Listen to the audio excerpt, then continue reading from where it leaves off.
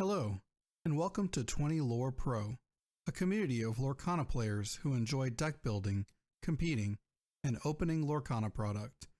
You can find out more at our Discord community, 20LorePro/Discord, link in the description, where we have tons of deck lists, deck discussions, and upcoming events like this past weekend's 1K Lorcana tournament, hosted by Crimson Lion Games. In today's video, you'll be watching round 2.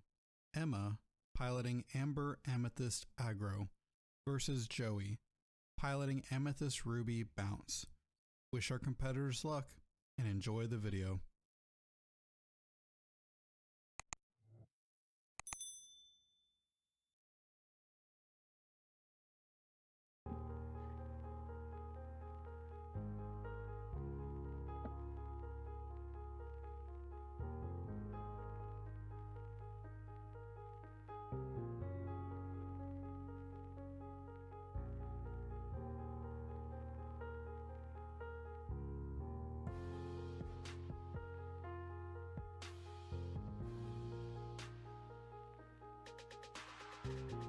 We are here at the Crimson Lion Games 1K in Texas.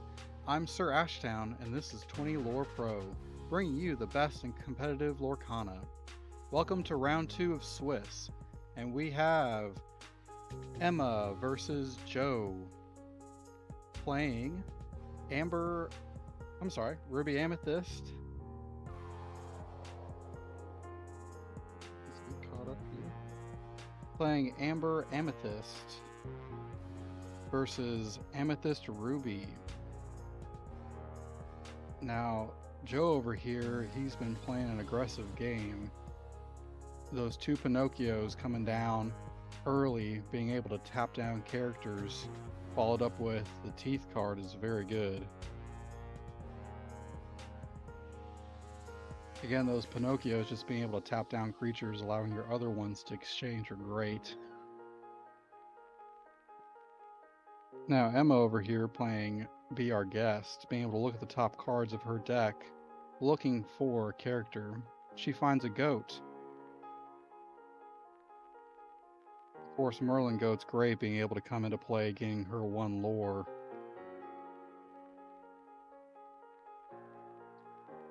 Joe following the same play with his goat. We like to see these goats come into play, gaining 1 lore and losing 1. Pinocchios for lore, that's great.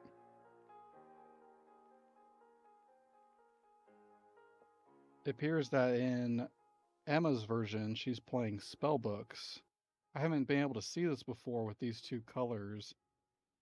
But playing Amber Amethyst with spellbook, with all the different songs that they're able to sing and all the lore that they're gaining, that seems like a good strategy for aggro. Using that goat to sing Be Prepared, or Friends on the Other Side, drawing him some extra cards.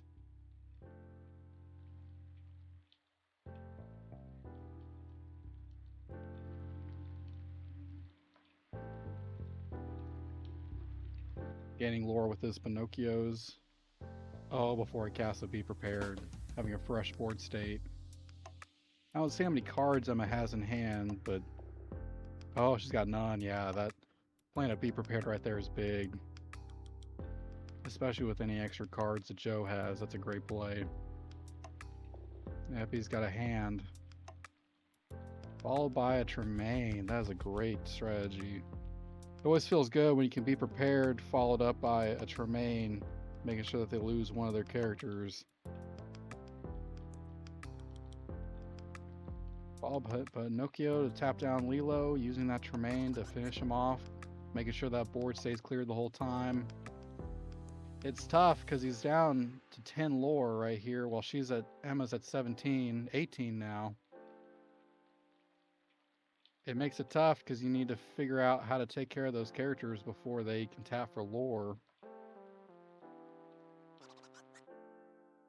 Joe with a rabbit for the play. It looks like they shook hands, and Emma looks like she got the win.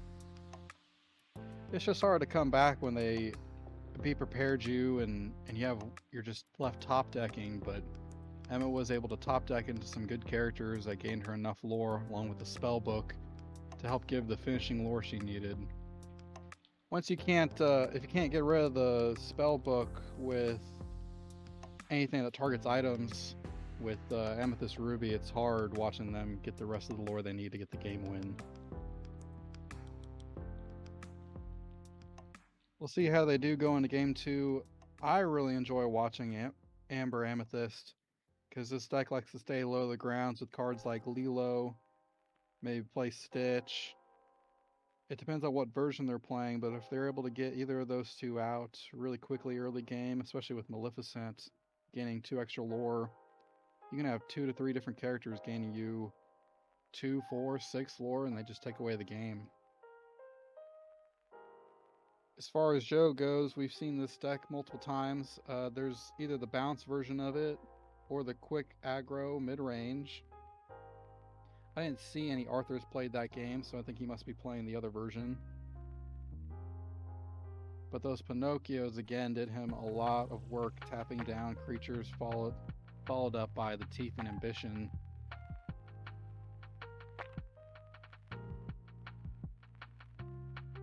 So I'm going to get game 1, and we'll be entering here into game 2.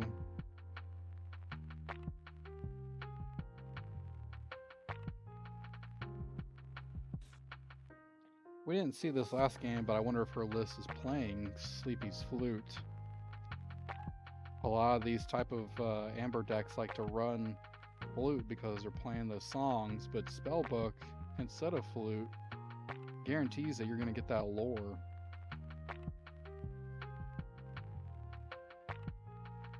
Main difference being that we see Spellbook or Flute here costing 2 lore, while Spellbook costs 3, and it requires you to tap with an ink in your inkwell, so you have 1 less resource to use to play characters during that turn.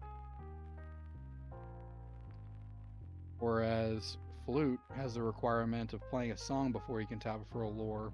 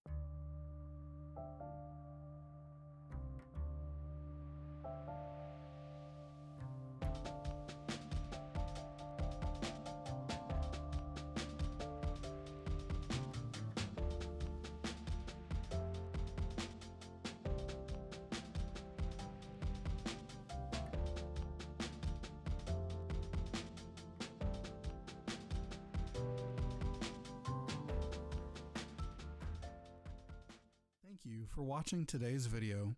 Be sure to check out our YouTube channel for the rest of the tournament rounds and other Lorcana related videos.